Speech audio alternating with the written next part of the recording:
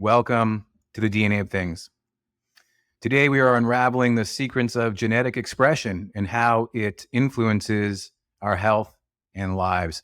I'm your host, Dr. Jeremy Koenig, and we are going to be delving into the intersection between genetics, epigenetics, and personal wellness, exploring the science that empowers us to take control of our health. Today's guest is Dr. Ben Lynch, a naturopathic doctor who has committed his life to this endeavor. You may know him as the author of Dirty Genes. He's also the CEO and founder of Seeking Health. Dr. Lynch is a pioneering voice in the world of epigenetics, specializing in how gene expression can be modified to enhance health and prevent disease. He's dedicated to helping people understand and navigate their genetic predispositions for a healthier life. Now, in this episode, we begin by exploring Dr. Lynch's personal journey from his childhood struggles with health to his groundbreaking work in epigenetics. We are not simply our genes. That is what we'll hear over and over again in this episode. And as we delve into this concept of dirty genes, we discuss how our lifestyle and our environment influence gene expression. Finally, we explore practical strategies for cleaning our genes and improving health outcomes, emphasizing why understanding your genetic blueprint is crucial for long-term wellness. This conversation will leave you with actionable insights into how you can take charge of your genetic health and why it matters now more than ever. Dr. Ben Lynch, it's great to have you on the show. Good to be here, Jeremy. Thanks for the invite. Oh, my pleasure. So your reputation precedes you. I actually heard of you before we were introduced. I understand you as a leading expert in the field of epigenetics, methylation. In particular, this is built on a strong background of cell and molecular biology, doctorate of naturopathic medicine, if I'm correct. Yep. And you're the founder of Seeking Health. One of the things that I was quite intrigued by was your book, which I read some time ago, Dirty Genes, which explores how gene expression can be altered to improve health. And effectively, your pioneering work today with the work that you're doing in Seeking Health, from what I understand, is really helping individuals understand and mitigate genetic susceptibilities for a healthier life. So I want to dive into the dirty genes. I want to dive into maybe some of the conflicting or controversial opinions that I think have led to this conversation, a lot of just different information out there that I think we can get clear on. But before we get into that, how does somebody go from, let's just say, a young boy, a youth, to your, authorship of Dirty Genes and the founding of Seeking Health? So what were some of the things along the way that, that really defined your entrepreneurial journey? Yeah, great questions. I would say through pain comes seeking how to get out of pain. If you're always comfortable, you're just going to stay there. And the pain is, nobody wants the pain, but I mean, you hear some of the best, most inspirational TED Talks out there. A stroke of genius, when the lady was actually having a stroke in the shower and she knew exactly what was going on. And she's like, wow, this is really cool, but it's also really scary. I'm actually having a stroke. So I would say that I was I wouldn't say super sick as a kid, because I've definitely seen a number of very sick kids and sick adults, and I feel for them and want to help them as much as possible. But, when we're having our own baggage, we want to get out of that. So I would say, chronic nosebleeds, chronically tired. I remember one day I was standing in the hallway of my house, and my mom was talking with a lady, and I think I was 16 years old or so. And I remember my back was up against the wall for some reason. I don't know, maybe let our 12 dogs run by or something. I have no idea. But my mom was just, a meter in front of me, and her friend was to my right. And they were talking about schizophrenia. And my stepmom was a medical doctor as well. So she was having eye contact with this lady, and then she turned to me and she goes, well, you're approaching, you're in puberty and you're about to hit 18, and that's usually when schizophrenia starts. I was like, oh, so one day when I turn 18, I'm just going to wake up and I'm going to be schizophrenic. I didn't really know what schizophrenic was, but I knew it wasn't good. And I felt completely powerless.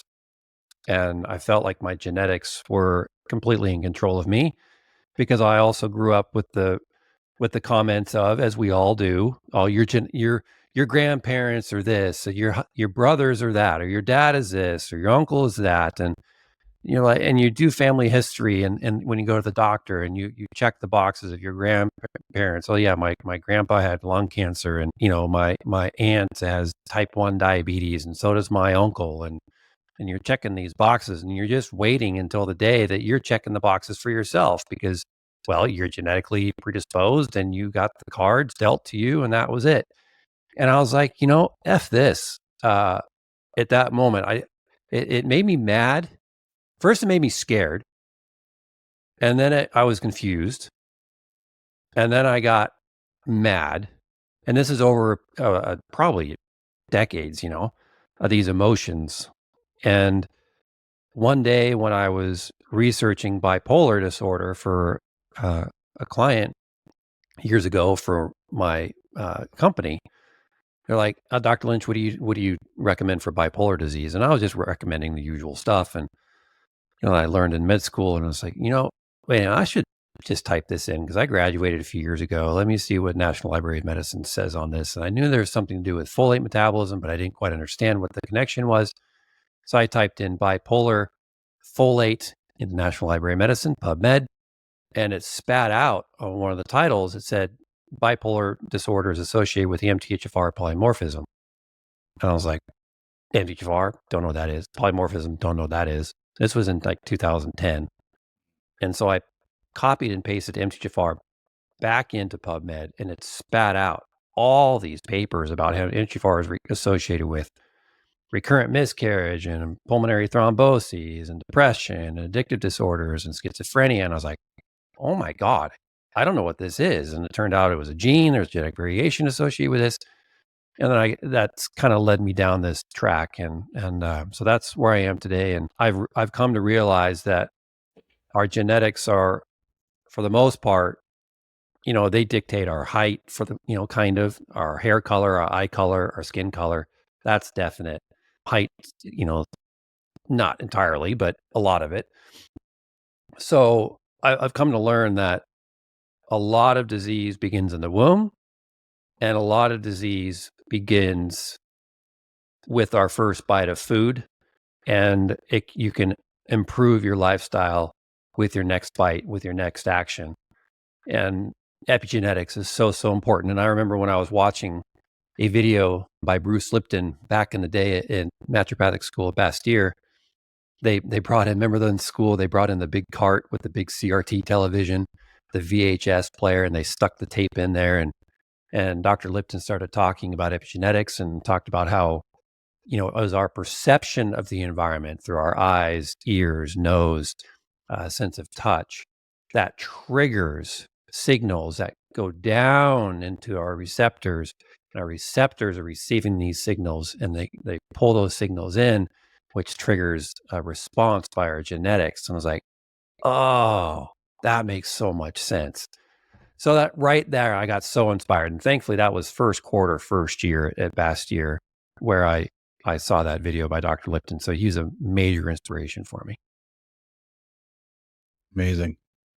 And so you said 16 when Yeah, I don't remember you my exact age, but I remember it was around there, 16 or 17. I remember that TED Talk, Stroke of Genius. I think that was actually the first TED Talk I ever saw. Oh, wow. Yeah. And this, recurring theme actually with a lot of, founders. I speak to a lot of entrepreneurs on this show, and it really is inspiring to see how many people are committed to, once they've solved their problem, sharing their solution with the world. Actually, an example is Dr. Brandon Covey, founder, CEO of sequencing.com. And I know you're trying out their product and there could be some collaboration there. Similar story. He was diagnosed with, well, to a long time, his diagnostic odyssey around epidermolysis bullosa simplex. And he was told that it was genetic, but not told how exactly it was genetic. So couldn't actually get to the root cause. Not until he, invented his bioinformatics solution through sequencing.com, which analyzes the whole genome, and it so can get to, those obscure single nucleotide polymorphisms that, aren't necessarily in the popular literature, popular scientific corpus.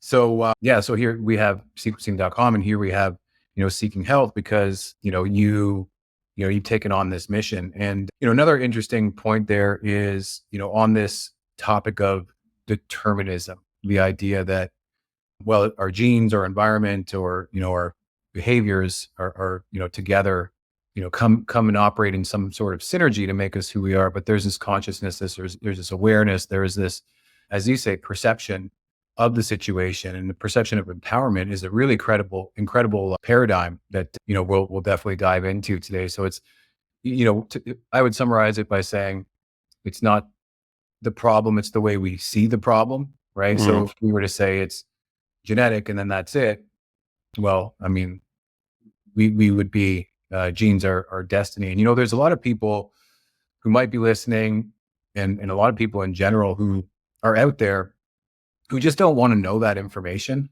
because I think they don't know how much you might do once you learn these obscure things. And so what would you say to those people? Well, it happened yesterday.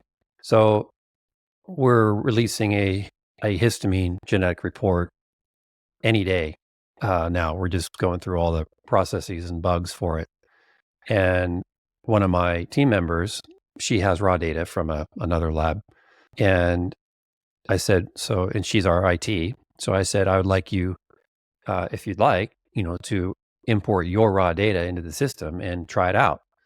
She goes, yeah, I'm really excited about it, because she struggles with, a number of types of high histamine conditions. And she wrote back, I don't have it open in front of me, but she wrote back on Teams. She goes, I'm really excited, but I'm actually terrified it's going to find something really bad. Mm. She and I joked back and forth, and I said, yeah, we included a timer that shows how many seconds you have left to live. And that was probably a little harsh now that I think about it. But then I wrote her back and I said, with what we report back to you, there's no disease causing genetic variations. There's no bad variation. What happens is you load your raw data into our system. It's going to identify genetic variations which influence how your genes function. And so it's good to know if some of your particular genes are operating quickly, some are operating at a typical speed, and some are operating very slowly and don't really perform very well. And so if you identify those, then you know which ones you need to support more effectively. Other ones, you don't really need to worry about so much. And when you do a genetic report and it identifies a variation that operates, say, quickly. So for example, I have a H1, I think it's H1N1 receptor, histamine receptor in my brain. It operates at a faster speed, which means it can, just a little bit of histamine circulating around in my brain is very sensitive. It will bind to it, and it'll bind to these receptors and send a histamine response very quickly. And it doesn't take much for me to achieve that.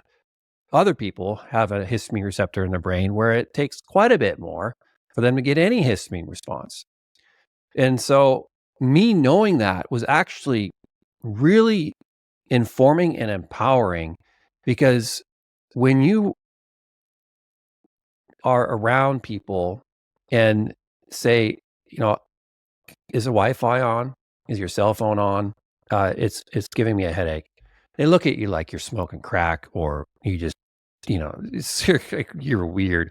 But research is showing that EMF and Wi-Fi and Bluetooth stimulate mast cell release of histamine and pro-inflammatory compounds. And so me having a more sensitive histamine receptor in my brain that could be one of, not the. Usually there's multiple reasons for things, but I'm more sensitive to EMF and Wi-Fi. And I've learned that by me supporting healthy histamine levels through lifestyle, diet, supplementation, and not introducing higher histamine things, my EMF sensitivity is basically gone. There's Wi-Fi on in this building right now. I'm okay. My phone is, Wi-Fi is on. I'm okay. Before, I couldn't handle it. And so I'm excited for her to see her genetic report and to see if there's anything there. And I can share this as well because it's a live podcast on Michaela Peterson's channel. So you can look up the interview between Michaela and I, and Michaela has very significant histamine issues. And so I ran her raw data through my system. And it was interesting because, again, I shared this publicly and she was fine with it. It did not find any significant histamine genetic variations at all, yet she's struggling significantly with this. And I informed her of that. And I said, Michaela, I really believe it's mostly environmental for you. It could be gut health, because the microbiome is a major producer of histamine. And if you got issues in your gut, then you're absorbing that histamine. It goes everywhere, including your brain and your skin and your joints and everywhere else, and you're going to feel horrible. And she goes, yeah, I actually had to move away from Florida because I had black mold everywhere. I said, there you go. So genetic testing, people do it to find a problem to point blame and feel powerless, but to point blame, I can't do it because of my genetics. Right. Well, if you have celiac disease or cystic fibrosis, these are genetic, right? And you can do certain things to improve your outcome. But at the end of the day, you have these genes and you aren't necessarily powerless, but you are stuck with those genes. Now, when it comes to, my histamine H1, N1 receptor or H1R1, which one is it? Forget, but I don't remember. I think it's H1N1. Yeah, I think it is too. Mhm. But when I found that out, I could have told myself, oh, I'm sensitive to histamine and that's woe is me. And I just need to tell everybody to turn off their Wi-Fi and Bluetooth and just be that person who's just constantly bossing people around because I'm the genetically susceptible one and you're not. I don't do that. I instead said, okay, well, what do I need to do in order to improve the function of my histamine receptor? Or what do I need to do to not bombard it so much?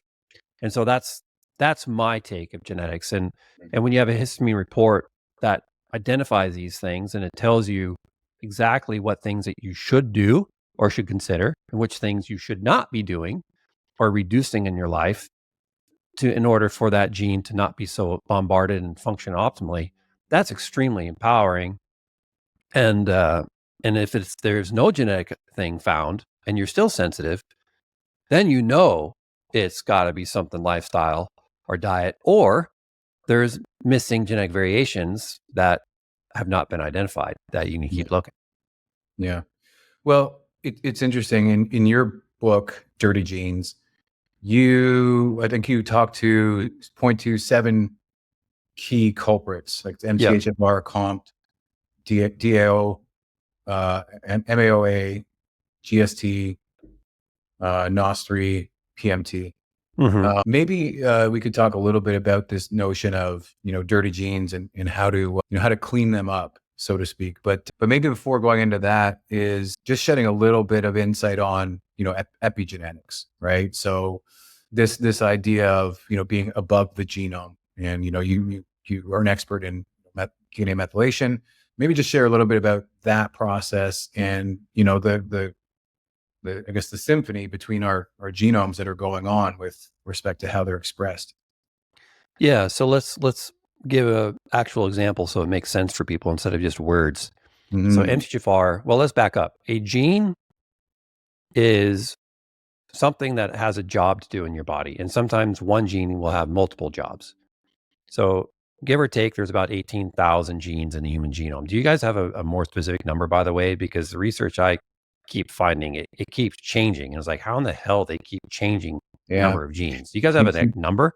Keeps changing. Yeah, you're right. There's, I see 22,000. I see 30,000. I think, I mean, let's go with 22,000, but I don't, not to get too philosophical. My background is in molecular biology, biochemistry, but at a very philosophical supervisor around, he would even go so far as to say, how do you even define function? But just for the sake of this conversation, let's say 22,000.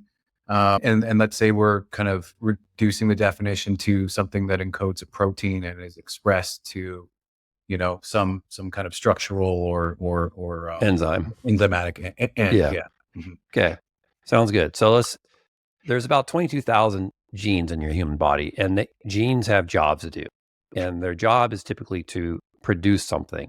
And they have set code that is read. And when it's read, it prints an enzyme, typically, not always, but oftentimes. So, and when it prints an enzyme, that enzyme does the actual work. And so a lot of us get scared when we think about genetics and we just immediately turn off our head because it seems so overwhelming. It's actually not. Well, it is, but we can simplify it to a point where you can take action. But yeah, it is extremely complicated. And the more I learn about it, the more I realize I actually, I'm a fly on a wall in a universe. But I will say that my recommendations, what I've learned over the years, is I've not oversimplified genetics to the point that it does nothing. I simplified it enough to provide individuals actionable information and details so they can take specific action towards getting better and experiencing results. And that's tricky. It's a fine balance. So genes have jobs to do, and then the epigenetics are kind of the jobs that need to be done and the tools that you need to do them with. So for example, MTHFR is one gene in the human body. A lot of people are talking about this these days. And its job is to produce the body's number one form of folate called methylfolate. So 80% or more of the circulating folate in your body should be methylfolate. Now, the job of the MTHFR gene is to produce the MTHFR enzyme. And it does that through epigenetics. The MTHFR gene doesn't just stay on all the time and print methylfolate on all day long, all night long. That would be A, a waste of resources. B, it would be lead to all sorts of symptomatic issues. I mean, imagine your car going 100 miles an hour all the time. It has the potential of going 100 miles an hour. It's got the gas, the wheels, and the infrastructure to do it, but it doesn't do it. It has to have a signal to do it. And so for your MTHFR enzyme, in order to produce methylfolate, it needs various things. It needs for you to not consume methylfolate containing foods, for one. So if you are not consuming sufficient methylfolate from leafy green vegetables or liver, gag me, then your MTHFR enzyme, your gene will get a cue saying, I need to get to work because there's not enough methylfolate in the system and I need to produce it. But I need a helper to do that. And these helpers are called coenzymes. And coenzymes actually support the enzyme to do the work. And that coenzyme is riboflavin. So let's say you don't have it, you swear you have the MTHFR genetic variation because of all your symptoms. You got high homocysteine, you've got all the, high histamine, you got estrogen issues, you've got gallbladder issues, you had recurrent miscarriages, you have, mental disorders in your family, et cetera. And boy, everything is pointing to having MTHFR genetic variation. You run the report, you go to sequencing.com or self-code or whatever and get this genetic testing done. You run a report, MTHFR, typical, no variation found. And you're like, and you actually feel defeated and you feel kind of pissed off. You're like, I swear I got to do a different test because I've got MTHFR. I know I've got it. Well, you go to a doctor, the doctor says, let's run some organic acid tests. The organic acid test comes back, your glutaric acid levels come back really elevated. Glutaric acid is elevated in riboflavin deficiency. The doctor gives you riboflavin, all your symptoms go away. Now that's a dream case scenario, but that's my point. MTHFR enzyme uses riboflavin And if you do not have sufficient riboflavin, your MTHFR enzyme won't function very well. And so genetic variation or not, that enzyme needs B2. And so that's a real life example of epigenetics versus genetics itself. And then you have genetic mutations or variations or polymorphisms or SNPs or variants, whatever you want to call them. And they're somewhat synonymous, but not really. But we'll just go with they're similar. And the MTHFR genetic variation, if you have one or more of them, it reduces its ability to perform. And so the MTHFR gene has coding, and there's a variation in there. And when it prints the MTHFR enzyme, it cannot print the methylfolate as easily. It cannot produce methylfolate as easily as if there are no variations. And oftentimes it's because it cannot bind sufficient riboflavin very easily. In the work of Dr. Bruce Ames, he found that if you give individuals who have the MTHFR genetic variation higher doses of vitamin B2, i.e. riboflavin, they're able to bypass the effect of the MTHFR variation and provide sufficient methylfolate and lesser homocysteine levels will be fine. And so those are some real life examples, and because I like to give more real life examples than just scientific words. I mean, you can go and you can ask Siri what's epigenetics. You can ask Siri what is MTHFR, and if you want, you can do that. But at the end of the day, you want to know how it's affecting you and what you need to do about it. And that's the concept of dirty genes. The concept of dirty genes is essentially you can be born with a genetic variation, what I call a born dirty gene. So I was born with a MTHFR genetic variation of 1298 and 677, one copy of each. So my MTHFR genes produces an MTHFR enzyme that is about 50% effective. So half of it is, I've lost about half of its function, but I still have half of its function. And so I equate this to you sitting in your car, you turn the car on, you look at the gas tank because you're going on a road trip and you see you've got 50% of your gas tank left. And if you're just going to work, which is a 10-minute drive, you're like, that's fine. But if you're going on a long road trip, you're like, oh, I should probably top it off before I go. You don't freak out. You don't overreact. And you analyze the situation. You're like, oh, okay. Do I need to make an adjustment here or not?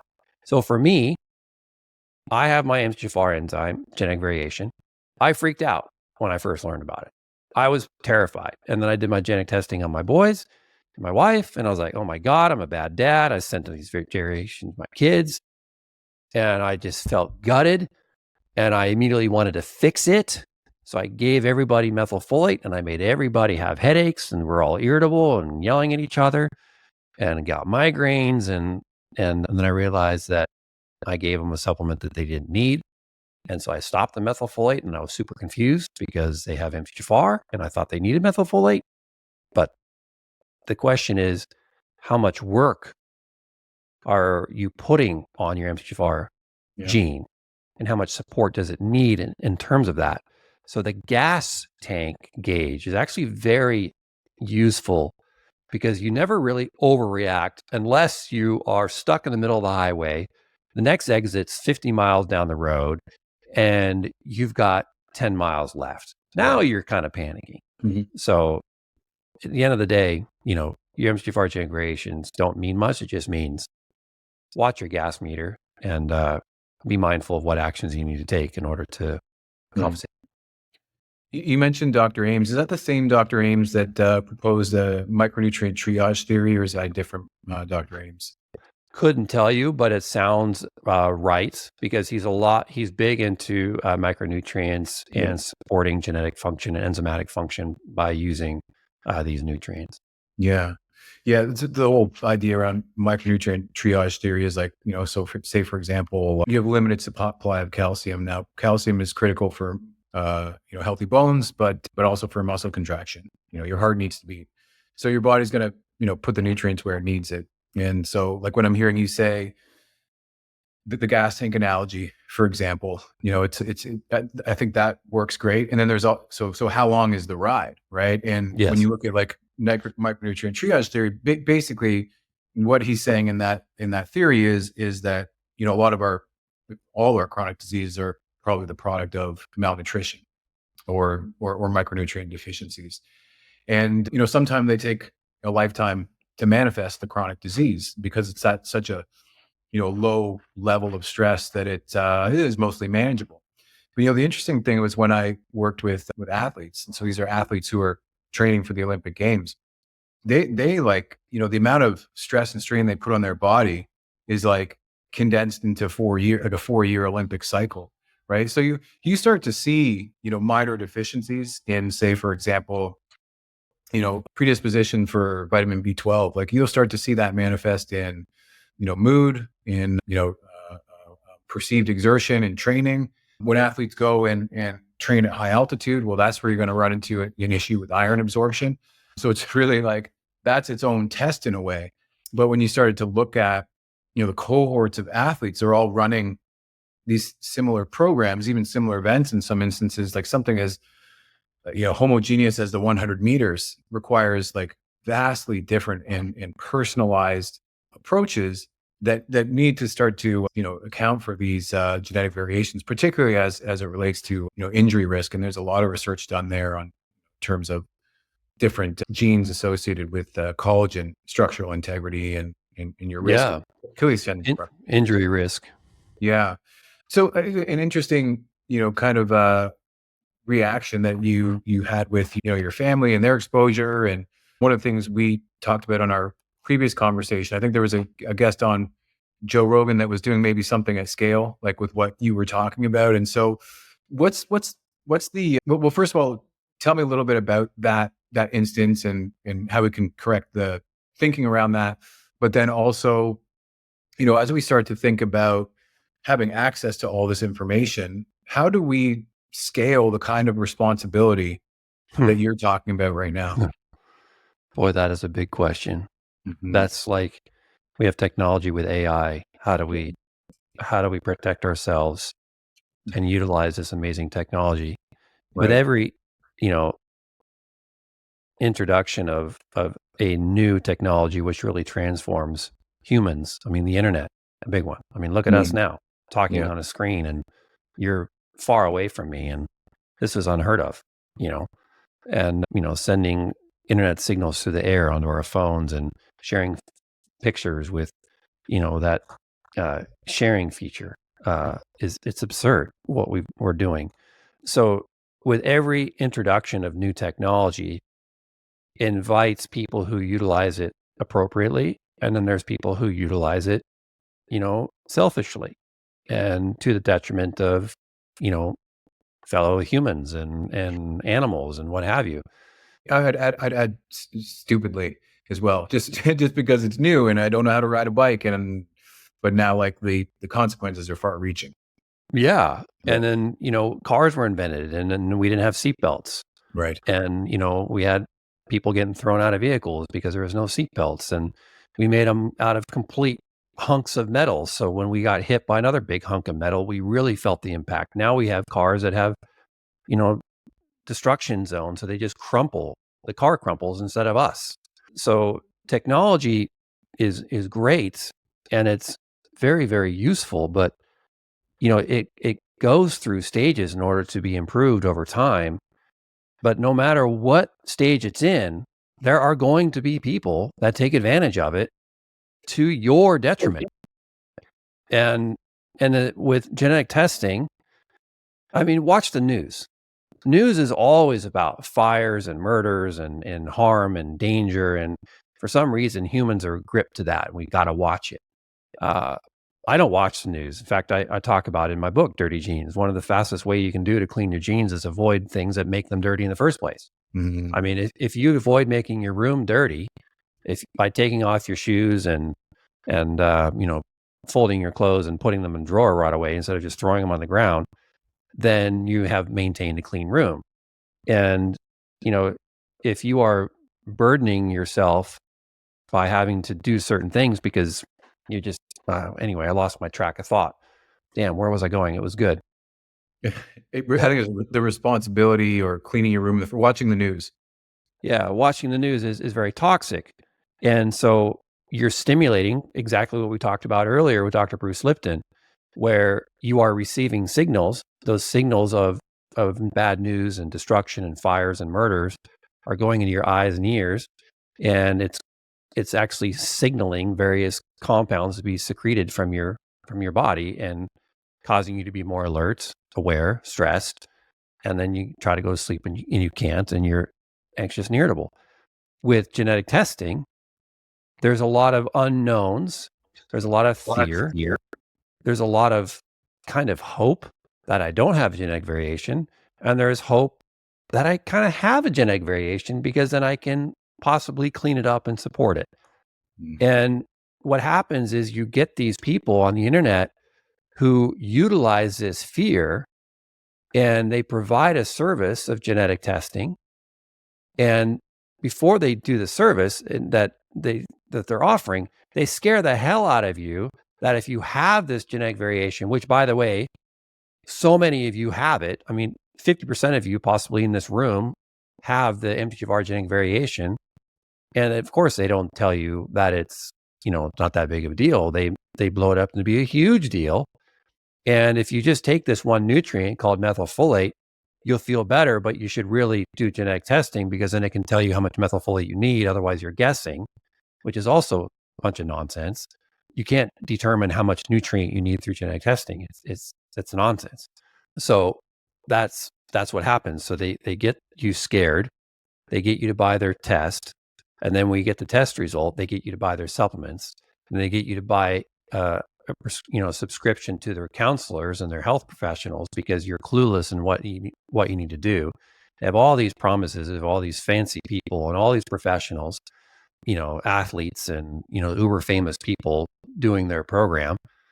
And, you think, well, shit, I want to feel good too. And it sounds like I can do this quickly and easily. Yeah, it's expensive, but I'm willing to put the money down because I'm going to get a definitive answer with a definitive solution, with a definitive outcome, and feel better. And damn it, I'm going to do that. And then you do it and you don't feel better and you feel actually worse. And then you're frustrated again. And so I just rewrote an article for the Seeking Health blog on methylfolate, when you should take it, how much you should take, etc. And I wrote somewhere in that article a couple sentences along the lines of, I wish it was easier. I know you just got, perhaps you identified you have a genetic variation in MTHFR. Let's say you have the 1298 genetic variation that reduces your function by about, say, 20%, and you have 80% capacity left. You want to know how much methylfolate you need to take to support that genetic variation. And you want to know it in micrograms or milligrams. And your son has a compound heterozygous, which then is reduced by 50%. So by default, that automatically you simplify it and say, well, my kid should take more than me because it's a more significant variation. That's not how it works. Jeremy and I already talked about it depends on how much effort you are putting on the MTHFR enzyme. That's the question. How far are you driving in your car with a 50% gas tank? If you're going to the store and back, you're fine. If you're running a marathon or you're just about to compete in the Olympics, yeah, you need some methylfolate if you got MTHFR because your performance will go significantly down without sufficient methylfolate in that situation. So that's what really frustrates me because I've been doing this for over a decade. I want to help people. Yeah, money is great. It supports me, my family, and allows us to volunteer and give back to the community and so on. But at the end of the day, I like to sleep at night, and I want to leave a legacy of being known, of helping people the right way. And influencers come and go like that. They come in hot. They take millions out of the economy. They hurt a lot of people, and then they disappear into the night, only to come back with some other new fad or trend. And, and then by then people forget about them and now they're back and they're doing something else. And it sucks, but there's people like that. So you just got to be careful. About, like Seeking Health. When did you found that company and what's your vision mission there? Yeah, great question. So Seeking Health was started around 2010. And it's funny that I don't remember the exact year because I had another online company that I sold. Kind of this, I was already building Seeking Health, and I was in the midst of selling healthy goods, and they were kind of two in one. That's why I don't remember the exact year, but I believe it was 2010. And at the time when I created Seeking Health, it was just to provide high quality supplements to people that need them, because there was very few, say, physician quality, health professional quality supplements that were available to the public as well. And that bothered me. So I graduated from Bastyr in 2007. And I worked with all these famous brands: Pure Encapsulations, Thorne, Metagenics, and these were exclusively health professional only. You could only buy them at doctors' offices. And granted, some of those were significantly powerful, like some were for cancer treatment, some were from thyroid treatment, some for blood pressure treatment. And I get that. Those should be monitored. But quality multivitamin, quality prenatal, vitamin D2, calcium, I mean, come on, electrolytes, why can't that be direct to the public? Now they're direct to public. But at the time when Seeking Health was created, there was very few. A Life Extension, huge props to Life Extension. I love Life Extension. Very great company, high quality. They're just phenomenal. And so they were one of the few that were selling direct to the public. And they still do, and they're still great, as far as I know. And I even buy some of their stuff that I don't have at Seeking Health. So that's why Seeking Health started. And then it morphed into supporting fringe FR enzymes. We were, I believe, the first company in the world to create a prenatal vitamin that had a combination of two active forms of folate, methylfolate and folinic acid, because these two types of folate do different things in the human body. And prenatals at that time were all folic acid, or the very new ones, they're very, high caliber supplement companies were introducing just methylfolate, but not folinic acid. And so I was like, biochemically, you need both. And yes, methylfolate can make folinic acid, but it necessarily might not, because it's a one-way feed unless it goes through the methionine synthase and becomes tetrahydrofolate again and comes back around. So that may or may not happen in people for various reasons. So I made the combination. So we just rebranded Seeking Health, and I just created a whole brand story for Seeking Health. And I feel stupid for not remembering the exact mission statement. But what I will say, that there's two things that we really are passionate about with Seeking Health. And that is creating generational health. And that means that the health of the man and woman is so important because it determines the health of the unborn generation. And so, and my research is showing that by reading other people's research, that if the health of the man and the woman are not up to par, that unborn child is going to be born with a variety of health conditions immediately. Fatty liver, high risk of diabetes type 2, high risk of diabetes type 1, high risk of anxiety, high risk of early onset dementia, high risk of ADHD, high risk of depression, high risk of autism. And so if you can mitigate that by supporting the health of the current generation, simply through nutrition, that's amazing. Dr. Zeisel, I believe, is his name. His first name I'm forgetting. I've done a tremendous amount of choline research in choline, and the RDA for choline is way, way too low. It basically should be 3 times that from Dr. Zeisel's research. And a pregnant woman needs about, I'm shooting from the hip here, around 800 milligrams of choline a day. Now, it doesn't mean you need to supplement with 800 milligrams a day. It means that you need to eat eggs and meat and possibly also supplement with additional choline. If you take too much choline, you can get irritability, anxiety, muscle cramps, can't sleep at night, etc. But, you definitely need to be consuming eggs and meat. And the other thing that I'm finding that we really enjoy doing at Seeking Health is this was term was helped coined to me by working with Matt at Digital Marketer. And Matt was reading some of the stuff that I was putting out, and he's like, Ben, what you guys really do is situational health.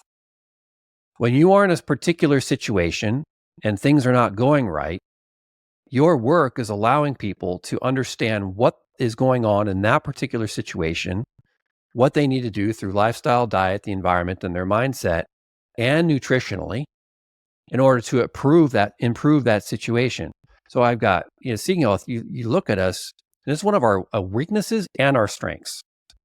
The strength is that we're really good with situational health in a variety of situations: pregnancy, acne, joint pain, sports performance, hydration, gut health, neurotropics. I mean, we are very, very good. High histamine, we're exceptional in all these areas. The problem is we're not exceptional in one. And so we cannot beat the drum over and over and over again saying that, if you have recurrent miscarriages, we are the place to go. If you are looking for nootropics, we are the place to go. And so it's hard for me to balance, standing up on my soapbox and saying, hey, if you're struggling with these situations, we've got the tools to help you.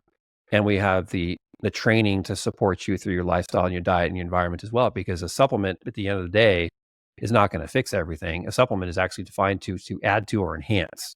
It's just like a genetic test. If you go to sequencing and you order a whole genome test, which is great, and you get a result back and you see all these SNPs and all these things and all these reports, that's just the introduction. It's not even chapter one of a 50 chapter book, So I, I'm a creator. I'm an innovator. I'm a trendsetter. I'm not a trend follower. And that is great. But at the end of the day, it's hard for me with bandwidth as I introduce a new area of change, because what I like to do is I like to go in an area that needs major disruption. I disrupted the prenatal market. I disrupted the MTHFR market. I disrupted the methylation market. I disrupted the histamine market. Now I'm disrupting the neurotropic market, and I'm working on disrupting the sport market as well. But I think sport market is actually pretty good, but there are some holes. And joint pain, oh my God, I had to disrupt that for my own wife. And then acne, I disrupted that because of my boys. And a lot of these things from Seeking Health actually come from my own immediately family struggling with some issues that I need to dig down and research in order to figure out how to support them, looking at their genetics, running their reports, analyzing their weak links, formulating based upon it. And I've improved, thankfully, all of my family members and myself significantly by looking at their genetics and formulating supplements, which now are available to the public. And Skin Nutrients is the latest one that's going to be released this week.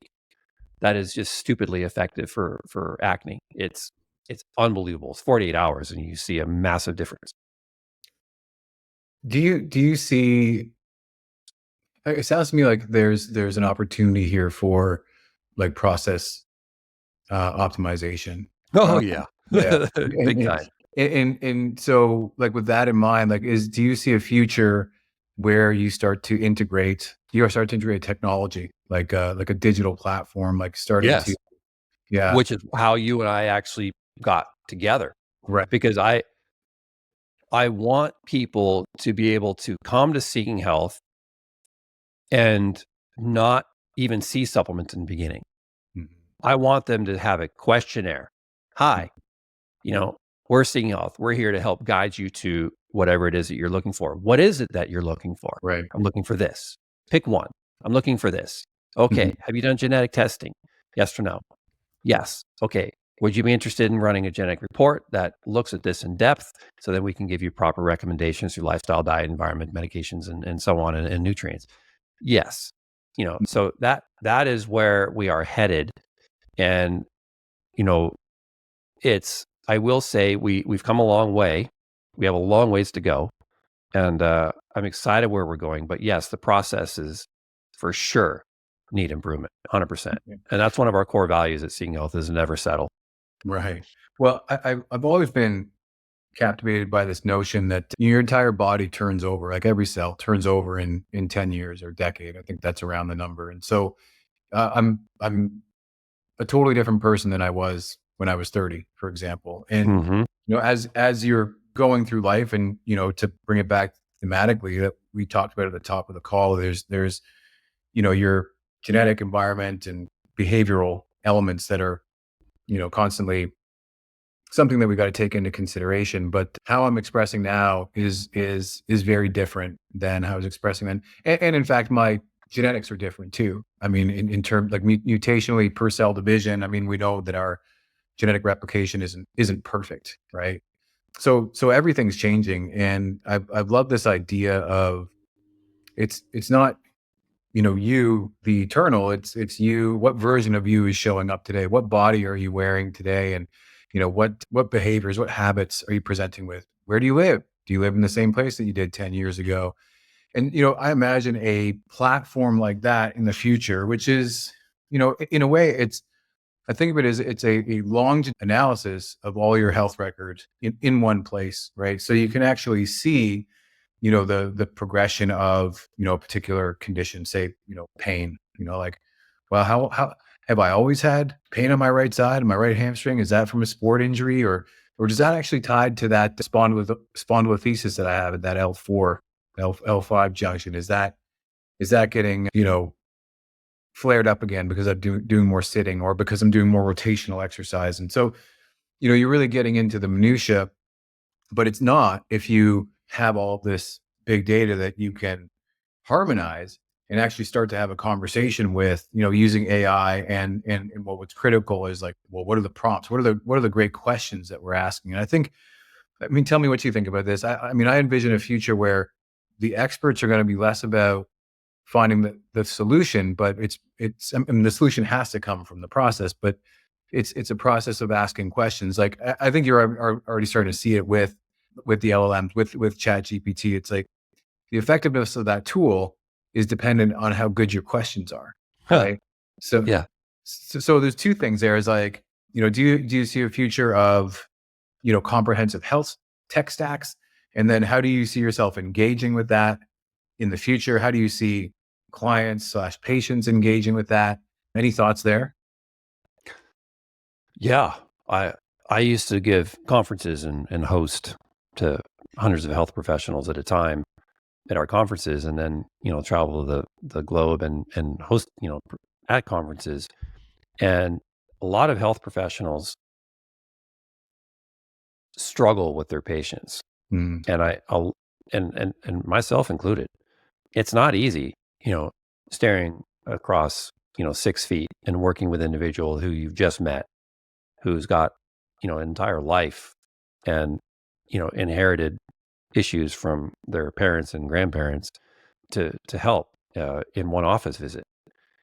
And I always uh, talked with these health professionals, and I told them, I said, you ask the wrong question, you will always get the wrong answer. You always have to carefully craft the right question in order to get at least going the right direction. And so, as you say, with ChatGPT or any AI, tool or anything, or even in a conversation with someone, you have to ask the right question. And that is an art, because in order to ask the right question, you really should have some understanding of the area itself. mm, And so what happens when people start following fads is is they quickly want to jump on the bandwagon and quickly get a response and quickly feel better. And the more this fad gets traction, the more punks that you get in the area to try to, harvest funds from people. mm, Um, and so, for example, a lot of people will say, I have MTHFR. What supplement do I need? And I keep telling people that is the wrong question. mm. You say, I have MTHFR. These are the things that I'm doing in my life. I run my homocysteine. And is there anything else that I should be doing or shouldn't be doing to support my MTHFR and tell me, what I should or shouldn't be doing. That's a better question. But the question is usually, I have X SNP in my Y gene. What supplement do I need to take and how much do I need? It's just incessant, Jeremy. It's all the frickin' time. And it just drives me frickin' crazy. And in fact, in Dirty Genes, I tell people over and over again, like for 200 pages, I tell them, you're going to be wanting to skip ahead and go to what I call spot cleaning, which is identifying which supplements you need to support these particular genes. I said, if you do that, you might get lucky and experience benefit. But I call it the soak and scrub method and the spot cleaning method for a reason. If you walk into your house and your house is a disaster and there's just crap everywhere and you can't even get past the front door because there's so much crap, but you're there polishing the doorknob, you're just making the doorknob look so damn good. You still can't get through the front door. So if your MTHFR enzyme is really jacked for various reasons and you take methylfolate, you're going to not feel that good, especially if there's downstream genes that you've now put additional work on. So think of a domino effect. If you stack a bunch of dominoes and you push the first domino, there's a response that's happening. And so when people swallow a supplement, say methylfolate, to support MTHFR, they think that they're fixing their MTHFR enzyme. That's what they're thinking. It's like, oh, I have MTHFR. Oh, now I fixed it. Now I can go throughout my day. No, that's not how it works. Because what happens is you just swallowed a domino, that's going to produce another action and another action. By you swallowing methylfolate, you've probably kicked off 100 plus enzymes in your body like that. And you do not know what's going to happen. And so that's where all these side effects come into play. So you're absolutely right that the right question must be asked. And the process flow is very, very important. And we have a lot of happy customers at Seeking Health. And we also have a lot of customers who buy once and don't come back. And they buy once and don't come back, most likely because they bought the wrong supplement because we did a bad job of guiding them to which supplement they need. And so they buy the supplement and they're strong, they're effective because we're not a physician-only supplement brand, but the quality is there. And so when people take a supplement that actually does something biochemically and physiologically to you, it's either going to support you, it's going to do nothing, or it's going to make you feel like crap. It's one of those three. And so if you take the wrong nootropic, oof, you're not going to be happy. That didn't work for me. And in the next review, we'll say, oh my God, this changed my life.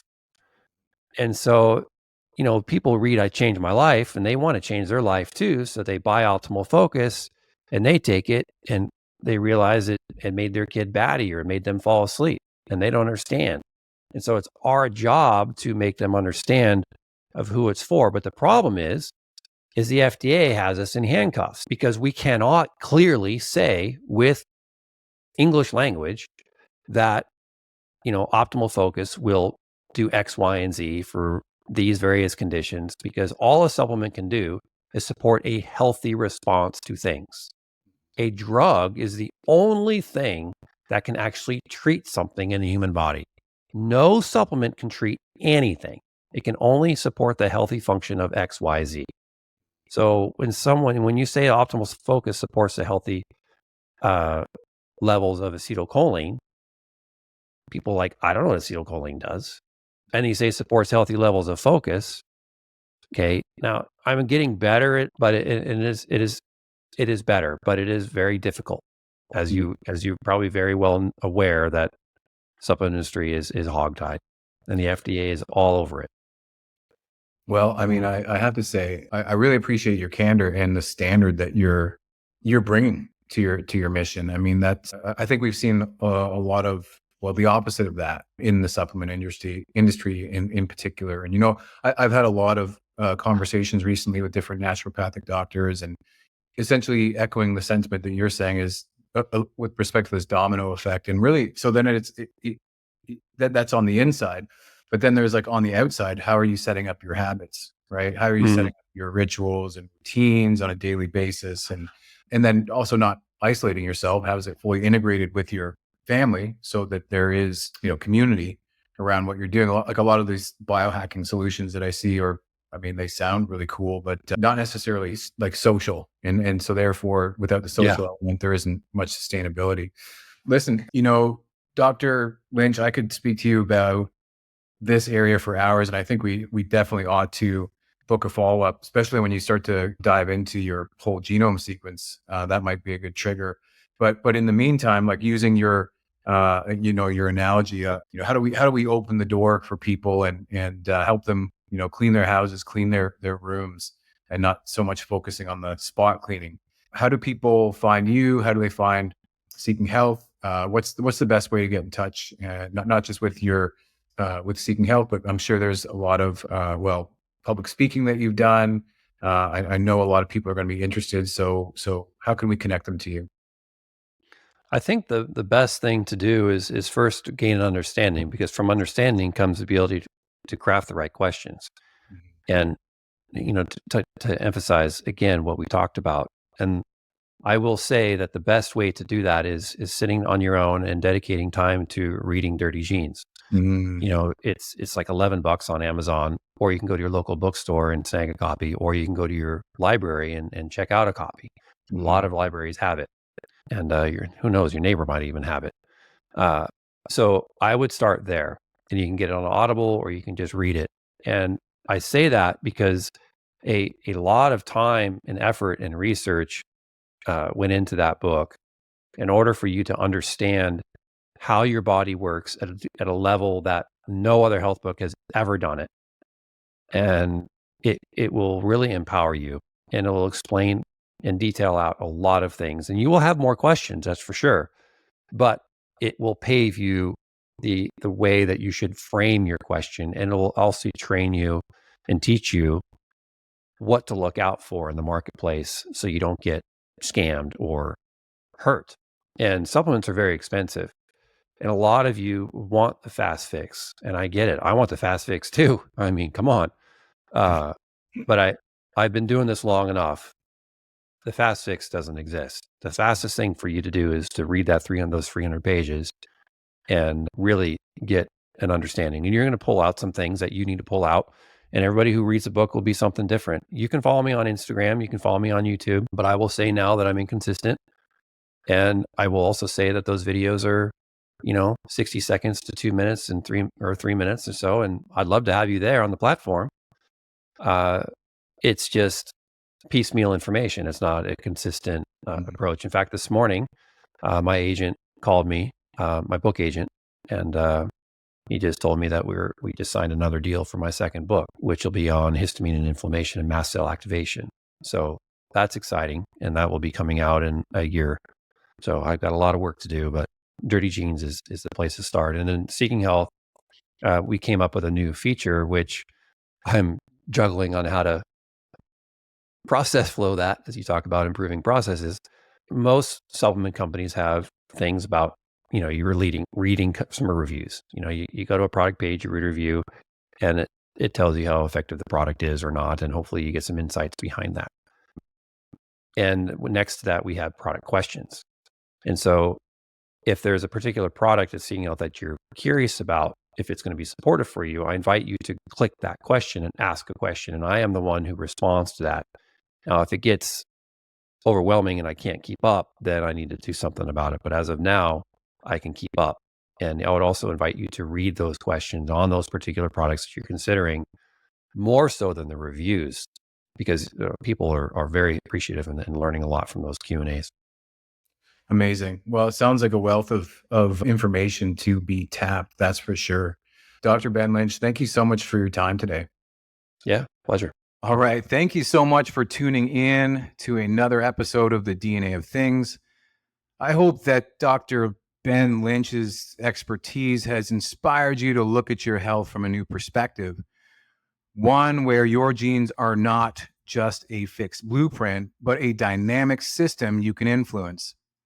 Today, we learned how lifestyle choices can profoundly impact gene expression, offering us the power to shape our health and indeed our destiny. As you go about your day, remember that the knowledge you've gained isn't just informative, it's transformative. By understanding and optimizing your genetic health, you have the power to make choices that can change your life for the better. And if this episode resonated with you, please do share it with your friends and family, to others who may benefit from these life-changing insights. So remember, we are building a community of conscious creators working together to build a better future. Let's spread the word and help others take control of their genetic health. Until next time, keep exploring, keep learning, and remember, you have the power to influence your DNA.